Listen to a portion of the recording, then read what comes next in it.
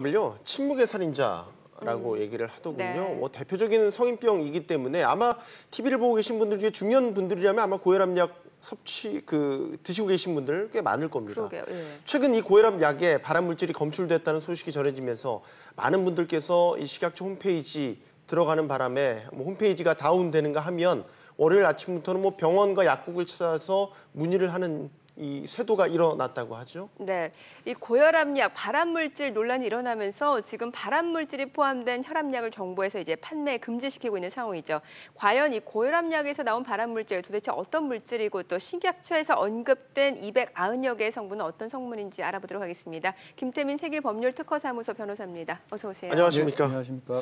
주말에 이 뉴스가 터지면서 지금 이 혼란이 빚어졌거든요. 네, 지금 어떤 상황이라고 봐야 됩니까? 지금 현재는 식약처에서 그 판매 중지 의약품을 좀 제대로 검토를 해서 네. 115가지 제품으로 한정을 했고요. 조정을 좀 했군요. 예, 조정을 했습니다. 그리고 현재는 그 본인이 가지고 있는 약을 가지고 가까운 그 약국에 가면 문제가 없는 약으로 변경을 할 수가 있습니다. 그래서 그 교환을 해주기 때문에 네. 이런 것까지는 일단 조치가 된 상황입니다. 지금 이제 주말 사이에 뭐 인터넷 언론을 통해서 지금 많이 이제 보도가 됐단 말이죠. 네. 이 고혈압약 어떤 발암 물질이 나온 겁니까? 예, 그 니트로소 디메틸아민이라고 예. 예, 굉장히 좀 말도 어려운데 네. 이게 사실은 의약품에는 들어가서는 안 되는 것이고요. 그 WHO 세계보건기구 국제암연구소에서 2군 발암물질로 규정해 놓은 것입니다. 근데 이제 이런 것들이 사실은 원래 들어가서는 안 되지만 네. 실제로 그 식품 첨가물이나 이런 데도 사용되고 있어서 그 국민들이 굉장히 불안해하고 있는 것 같습니다. 고혈압이 앞서 이제 뭐 침묵의 살인자라고 불릴 만큼 위험한 질병이기도 한데 꽤 많은 분들이 우리나라에서 고혈압을 앓고 계시죠? 예, 일단 국민의 한 10% 이상인 한 600만 명 정도가 고혈압을 많은 분들이 앓고 정말 있는 고혈압 것으로 있습니다. 네. 그래서 더 충격이 큰 것이고 오랫동안 장기 복용하는 환자들이 굉장히 많습니다. 이 고혈압약은 특성상 매일매일 복용을 해야 되기 때문에 그렇죠. 그래서 더 국민들이 불안해하는 것 같습니다.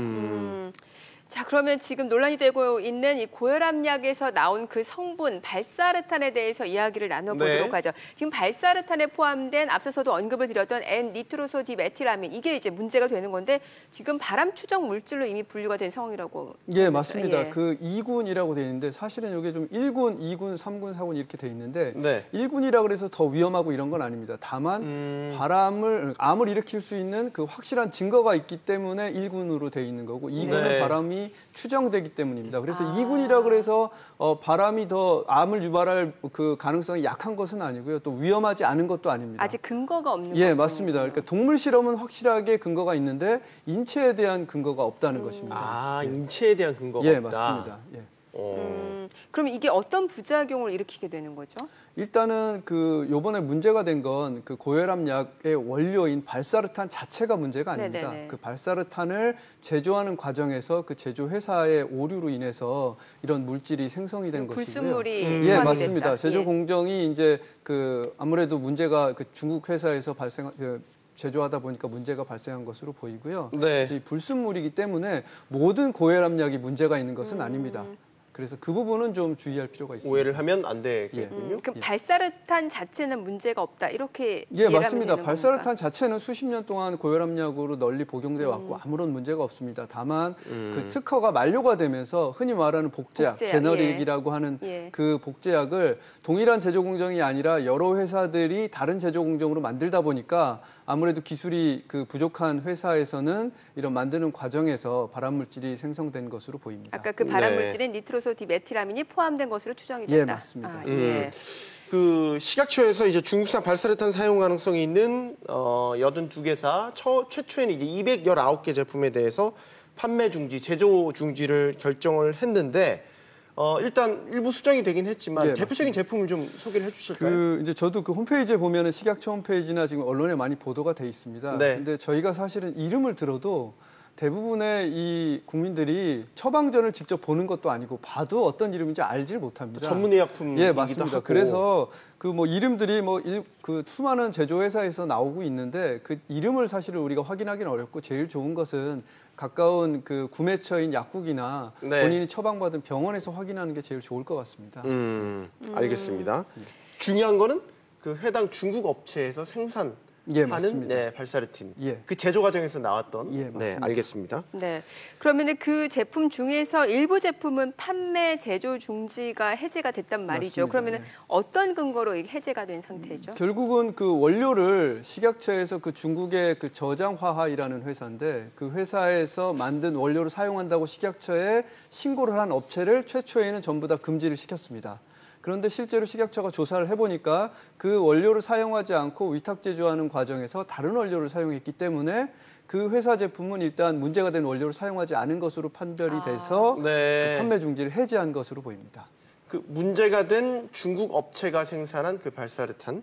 예. 그게 이제 우리나라에 최초로 뭐 적발이 돼서 발견돼서 지금 이 조치가 내려진 게 아니라고 그것은 하더라고요. 아닙니다. 외국에서 예. 먼저 조치가 이루어진 거라고 하더라고요. 예, 맞습니다. 7월 5일에 유럽의 그 의약품 감독국에서 최초로 그 발견을 해서 검사를 하고 또 리콜 네. 조치를 했고요. 그리고 우리나라 식약처에 통보를 했습니다.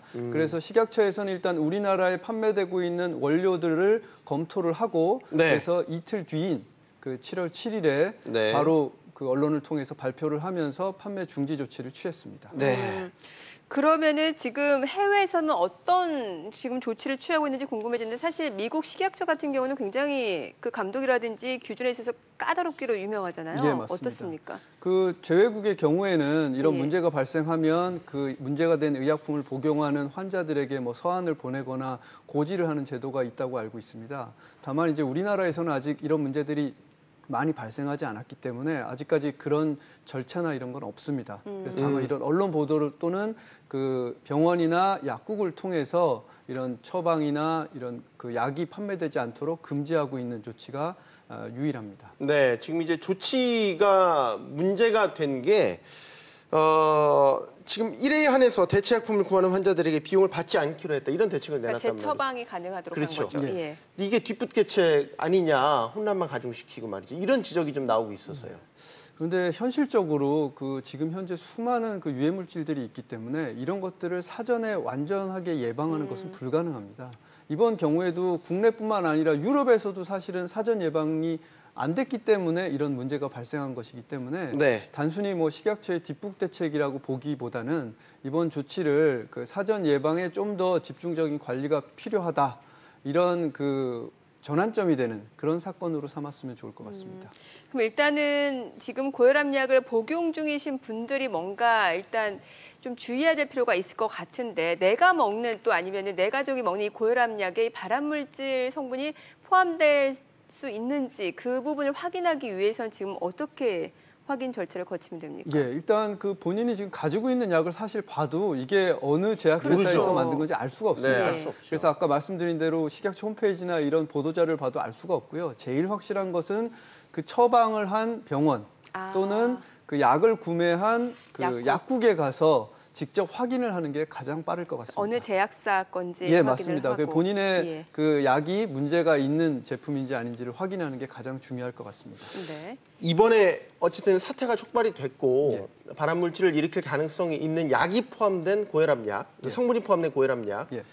구분이 됐다면 만약에 이번 사건으로 인해서 실제 고혈압 환자가 섭취하는 과정에서 뭐 어떤 피해나 부작용을 만약에 실제로 일으켰다면 예. 여기 대해서 법적으로 보상 받을 수 있습니까? 이게 인과관계가 증명하기가 그렇죠. 쉽지 않을 성립이 것 돼야 같아요. 맞습니다. 그 대다수의 식품이나 이런 의약품 사건들이 예. 결국은 이 약으로 인해서 어떤 부작용이나 질병이 발생해야 되는 그 인과관계를 입증해야 되는데 그것이 현실적으로 거의 불가능합니다. 거의 그래서 불가능합니다. 거의 불가능합니다. 왜냐하면 뭐 식품 또는 의약품을 그 이걸로 해서 인체 내에서 일어나는 모든 화학 반응을 우리가 뭐 현미경으로 보듯이 알 수 있는 것이 아니기 때문에 네. 정확하게 판단하기는 어렵습니다. 다만 이번 사건의 경우에는 그 양이 굉장히 미미할 것으로 그 추정되기 때문에 네. 이걸로 인해서 어떤 그 급성 독성이나 또는 부작용이 바로 발생하는 사례는 아직 보고되지 않고 있기 때문에 그 정도까지 그 근심은 안 하셔도 될 것 같습니다. 네.